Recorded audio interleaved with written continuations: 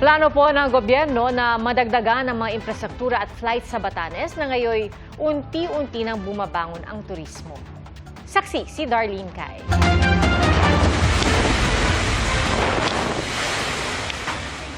Labis na napinsala ng malalakas na bagyo ang Batanes noong nakaraang taon. Sanay man ang Batanes sa bagyo, matindi ang pinsalang iniwan ng bagyong Julian. Bukod sa nasirang infrastruktura at kabuhayan, tinamaan din ang sektor ng turismo na isa sa pangunahing kabuhayan dito. Almost mga 30% ganyan. Nawala, oo. Kasi may takot din kasi.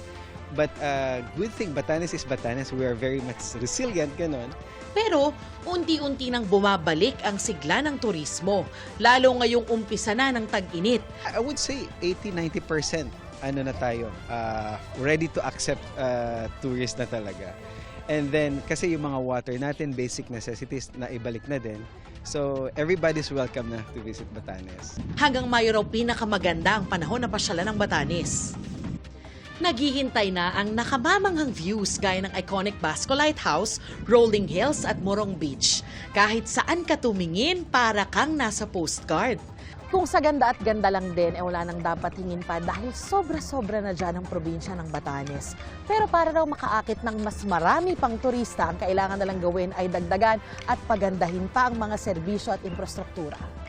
Ang pinakakailangan po talaga ng Batanes ngayon ay more players sa airline industry kasi kailangan po ng mas marami pang magdala ng mga visitors po sa Batanes. Maganda na po ang Batanes pero kailangan matapatan yon ng mga infrastructure services.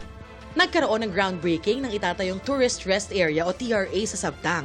Dito itatayo ang pasilidad na magsisilbing Central Tourism Information Office at kung saan pwedeng magpahinga, maki-wifi at bumili ng pasalubong ang mga turista. Nilagay natin yung Tourist Rest Area sa ating port dito para the moment that they come down from their vessels or as they depart the island, magkakaroon po tayo ng mga restrooms para sa kanila.